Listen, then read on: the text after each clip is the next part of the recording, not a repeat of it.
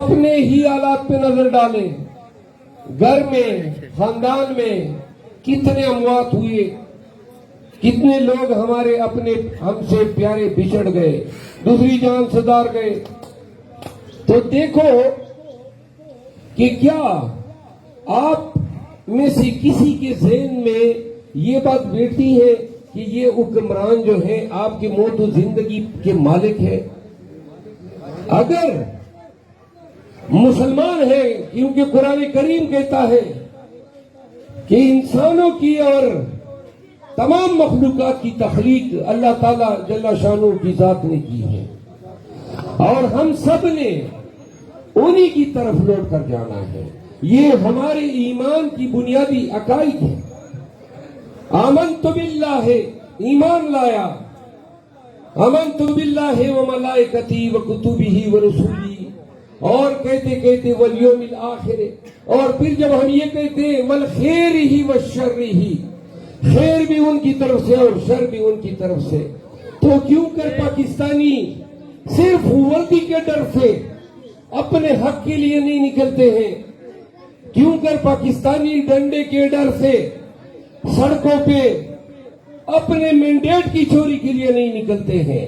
وہ جو جیل میں پڑا ہے اڈیالہ میں، قصور ان کا کوئی نہیں ہے.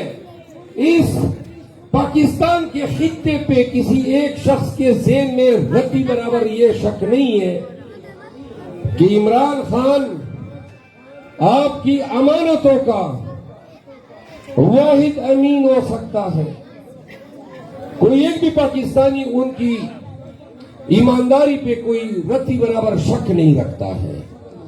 عمران خان کے مقابلے میں آپ نواز شریف کو یا موجودہ مسلط شدہ وزیر اعظم کو رکھیں، کسی ایک کے ذہن میں آتا ہے؟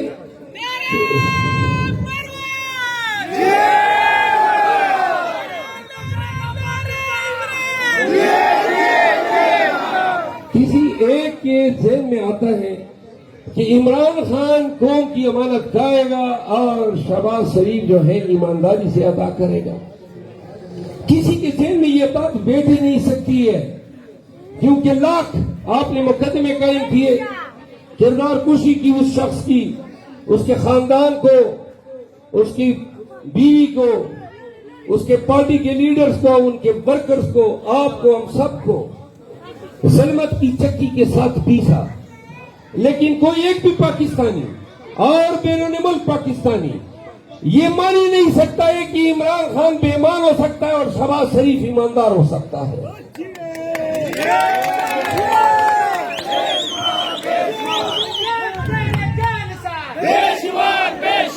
آپ کی معیشت دیگر گو، آپ کی کرنسی تنزل کا شکار، آپ کی خارجہ تعلقات روز بروز بگڑتے جا رہے ہیں.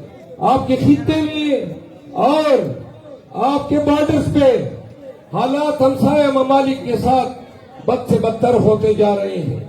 مہنگائی نے غریب کا برکس ایسے نکال دیا ہے کہ شاید ہی پاکستان میں تاریخ میں پاکستانیوں نے ایسی مہنگائی دیکھی ہو. بدامنی کا دور ہے. کراچی میں روزانہ آپ دیکھتے ہیں کہ کتنے لوگ قتل ہوتے ہیں ڈاکوؤں، چوروں، اچکوں کے ہاتھوں، اور جن لوگوں نے ان کا کلا کما کرنا ہے وہ کل سارے ڈالے لے کے ہمارے پیچھے پھر رہے تھے. یعنی کہ ہم ان کی نظروں میں ان قاتلوں سے بھی زیادہ خطرناک ہیں جو لوگوں کو گن پوائنٹ پہ مار رہے ہیں موبائل اور موٹر سائیکل کے لیے.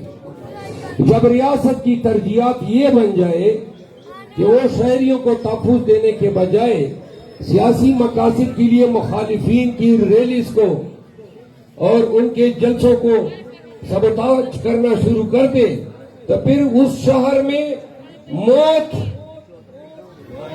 ظلم، ناانصافی، ڈر اور لا قانونیت کے ساتھ ساتھ طوائف الملوکی ناچتی ہے. شہر میں لوگ ڈر کے مارے نکلتے نہیں ہیں.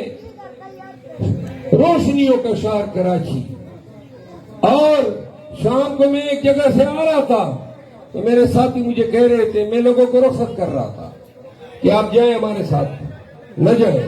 انہوں نے کہا نہیں، خالی روڈوں پہ جائیں گے تو ہم زیادہ گاڑیاں ہوں گے تو اندیشہ کم ہوگا۔ کتنے پاکستانی اتنی گاڑیاں افورڈ کر سکتے ہیں سفر کرنے کے لیے؟ تو لہذا قصہ مختصر، کراچی کے لوگوں، چور، ڈاکو، قاتل، ان کی اقسام ہیں۔ ایک وہ جو کچھے میں بندوق کے زور پہ لوگوں کو بٹھاتا ہے، اغوا کرتا ہے، مارتا ہے۔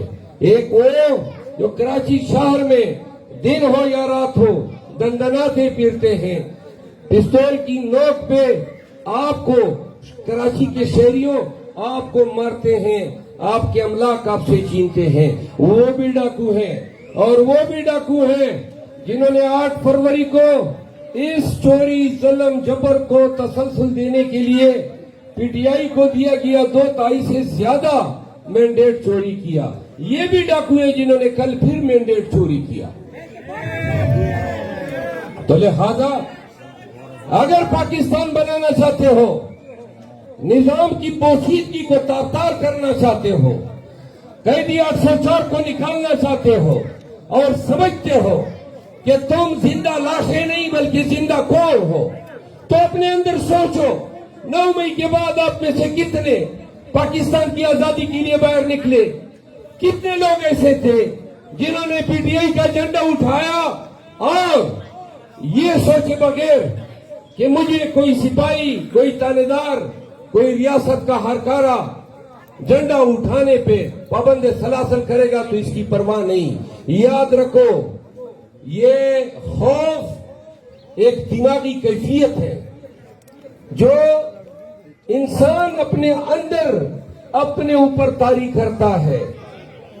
دنیا اور تاریخ میں یاد رکھو، جو قومیں جرت اور دلیری کے ساتھ استبداد کا مقابلہ کرتی ہے وہ امر ہو جاتی ہے، ان کی تاریخ انمٹ بن جاتی ہے، اور جو قومیں ظلم اور جبر کے آگے سرنگو ہو جاتی ہے، ڈر کے آگے ڈر جاتی ہے، یقین کریں ان قوموں کی تاریخ کے نوادرات صرف عجائب گھروں میں ملتے ہیں۔ تو لہذا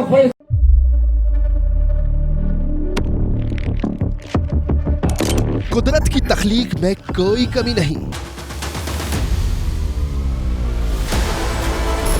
بس دیکھنے والی نظر چاہیے۔